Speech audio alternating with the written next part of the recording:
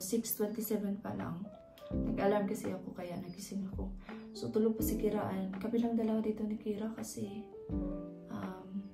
may meeting kasi si Dave sa London kahapon and late na kasi kung uuwi pa siya. So doon sila sa hotel natulog. Marami sila mga staff. And yeah, so mamaya pa siyang gabi makauwi. So may pasok ako ng 9 to 3 today and si Kira din is gawan ko ng lunch sa school para tapos na or maybe mamaya na ng pagising niya kasi sabi niya gusto niya daw siya daw gumawa. So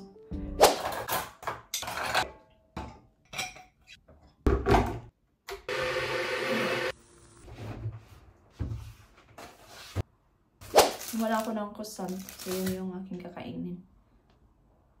Tapos ko na naputawi yung aking mga hinugasan kagabi. Kasi kasi sala din tayo mag-kape at mag-relax while tulog pa si Kira.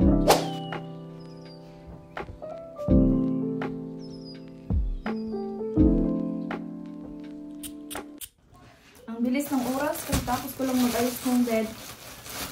So nanghingi si Kira ng toast. And then mag-half-pot na ako kasi para ma-ready na ako. Peanut butter at saka butter. Iba natin yan dyan kasi gagamitin niya yan sa kanyang sandwich for school.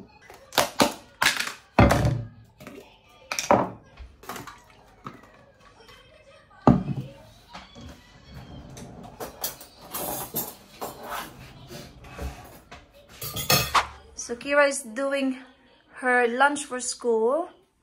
That's really good. Amazing. 5 sandwiches? Yeah.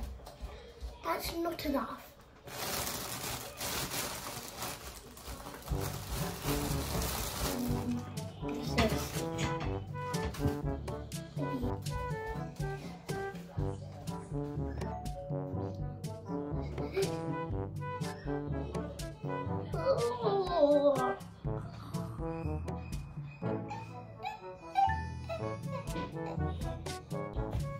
I'll give you a shout out in the next video we do.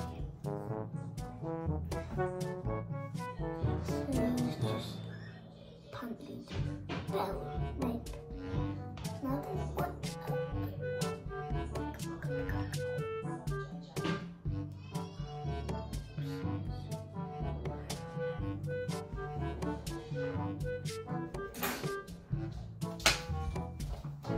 Are you all done, Bob? Well done. I Just finished doing my very, very quick makeup. Well done. Are you done with the bread? Yeah, and the ham. Okay. I've watched for a long time. Flame Tucker, bleed me dry like a goddamn vampire. So, mag-8:30 na ng umaga and ready na kaming dalawa ni Kira. And si Kira is alis na siya in about 5 minutes. Tapos alis ako ng mga 20 minutes. So, yeah. So, I'm ready. Kasi nakaganito ako kasi malamig. Pero mag-jacket naman ako pag nasa work na. So, I will see you pag nandun ako sa work. Lunchtime ko na guys. And baka may ganun-ganun pa ko dyan. So, lumabas na ako. Bumili ako ng food kasi parang hindi enough yung aking...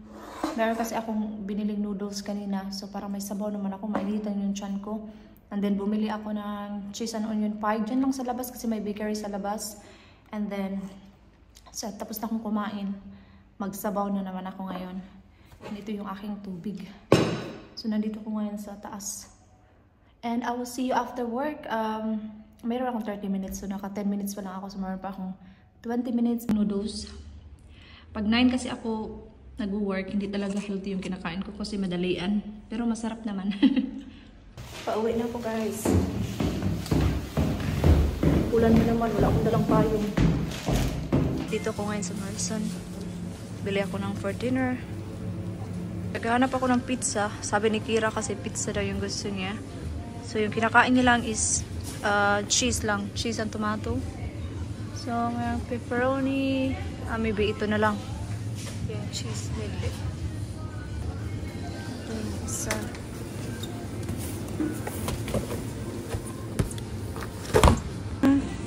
So, tingin pa ako kung baka meron pa akong kailangan. Kuha din tayo nitong syrup guys. Ang bango nito sa ano sa pag maglinis ka ng kahit ano, bango nito. 2 pounds na lang. Yan, dito ko ngayon sa Morrison, shopping konti. Malapit lang naman to sa bahay, mga 3 minutes walk. Sa labas lang. So, I'm home now. Iba talaga pag malinis ang bahay, ano, bago papasok sa work. Kasi pagbalik mo talaga napaka-peaceful, parang wala ka nang ginagawa. Malinis na talaga siya. So, pumunta lang ako sa Morrison, di ba? Nag-vlog naman ako doon, very konti. So, nakita ko tong mashed potato na 86 pence lang. Gamitin ko yung bukas kay Kira kasi pakainin niya bukas at saka dilib. And kumuha ako ng syrup, maganda to pang linis sa mga sahig, mga yan, bango-bango nito guys. Kung taga-UK ka or kung saan mang bansa mayroong ganyan or sa Flora, ang bango-bango niya. Kumuha ako ng slice ng watermelon para kay Kira. And ito, ano lang siya, 24 pence. I-keep ko lang siya para sa next na Pasko. Mga ano siya, mga gift tags. And itong dalawang bag para sa yung pag magregalo ko ng wine. Diba 12 pence na lang siya. And ito yung Happy New Year na tawag nito ay napkins. And bumili din pala ako ng avocado sa Morrison. Yun lang naman yung binili ko. Kasi yung binili ko lang talaga is pang dinner lang. Hindi ko nakain yung aking macarons kanina sa work kasi diba kumain pa ako ng noodles, kumain pa ako ng cheese and onion pie. So marami na ako nakain.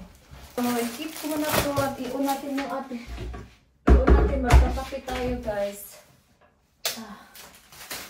Bakit wala si Kira? Meron kasi siyang gymnast every Thursday. So today yung balik niya. Kaya wala siya dito. So, ating mga an hour yung lesson niya.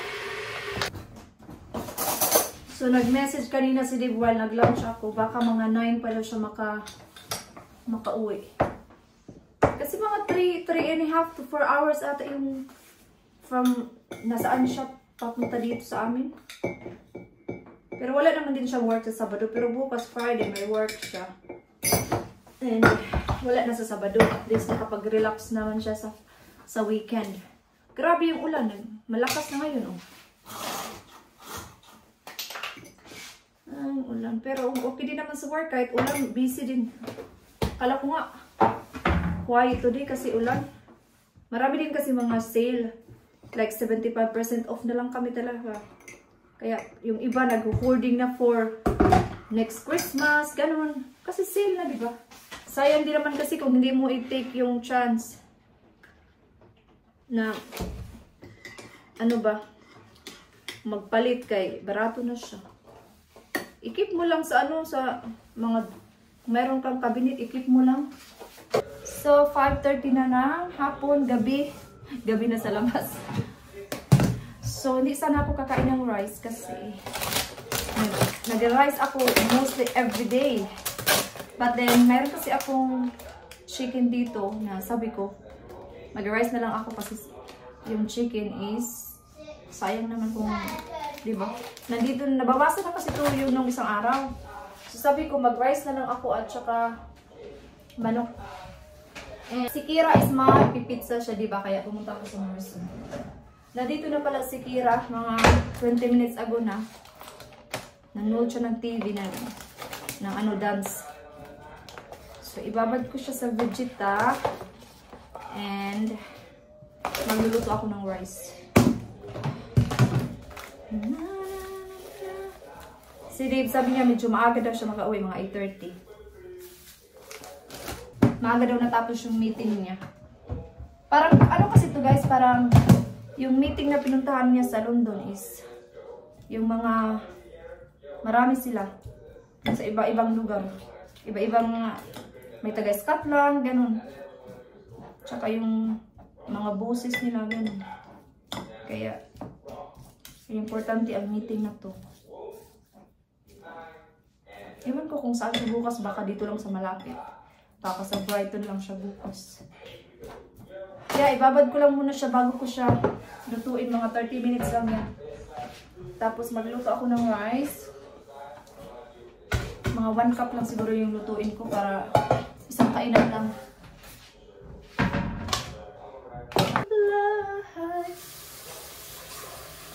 tumawag din ako sa kapatid ko.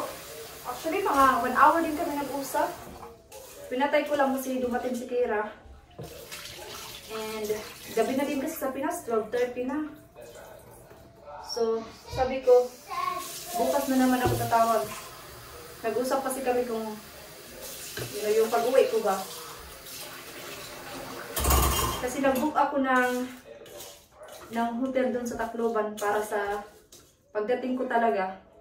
Tapos, nag-usap kami kung mag-book ba ako ng another 2 nights. Nung pabalik ko na ba? Para mag-stay din naman, para mag-stay din sila kahit 2 nights lang din para makarelax. And kailangan kong i-book yung hotel ko sa Manila. Pagbalik ko na dito sa UK. Which is, kailangan ko siyang i-book maybe end of this month, i-organize ko na yung ibang bookings ko para tapos na talaga siya. Wait, sako. Dito natin siya isaksak sa kabila. Buksan natin. Okay. Okay. Luto na yung aking rice. Ilagay na natin yung manok. Kasi may gagawin kami ni Kira while nagluto siya dito. Ano daw siya, magkanta-kanta daw siya. I-video ko daw siya. Hindi ko na siya i-sprayhan ng mantika kasi manok naman to. So, tapos na kaming kumain. Hindi na ako nakapag-vlog kasi si Kira nagsayaw-sayaw guys. I-insert ko yung clip dito. Nagkanta-kanta. So, nanghingi na lang siya ng rice kasi nakita niyo yung rice ko na may manok. Yun, nanghingi, nakulangan. Gilamian si Kira sa rice. So yun, nakumain pa. Kasi may Mang Tomas din kasi, favorite niya, sinawsaw niya sa, yung rice, nilagyan niya ng Mang Tomas, yun. Busog. Hindi pa siya tapos. Tapos maligo na yan after. Ano na yan siya, mag-bath. By the way, si Kira pala, pupunta siya bukas sa London. Pupunta dito yung auntie niya kasi manonood sila ng Matilda sa Saturday. So, yeah. So, naka-ready na yung mga damit ni Kira. Na-excited. Nag-pack mo siya kagabi pa lang. Excited kasi yan siya pumunta pag doon sa auntie niya talaga. Kasi alam niya pag pumupunta siya doon sa auntie niya, marami silang gagawin. Yung mga, ito ba, manood ng mga theater, gano'n. Kasi part kasi yan ng ano niya, Christmas niya. Regalo niya ba? Kaya, punta sila sa Sabado, mga alas 2 ata yung show. Mahal pa naman pag mga ganyan. Especially pag sa London ka talaga manood. Kasi last time, nanood kami ng last year yon. Nanood kami ng Elsa. Regalo din yun sa kanya, pati din sa akin. Yung binayaran niya, 80 pounds each. Yeah. Maganda din naman talaga pag sa London ka manood. Kasi mga proper na talaga yun, mga professional talaga sila ba. I mean, professional naman lahat kahit dito sa ano. Pero iba talaga pag sa London. Iba. Kasi ang yung mga makeup talaga nila, yung mga iba talaga. Maligo na yan si Kira maya-maya kasi ano na, alas 7 na. Ibabad ko muna itong sa air fryer kasi parang ano yung mantika ba? Tumigas.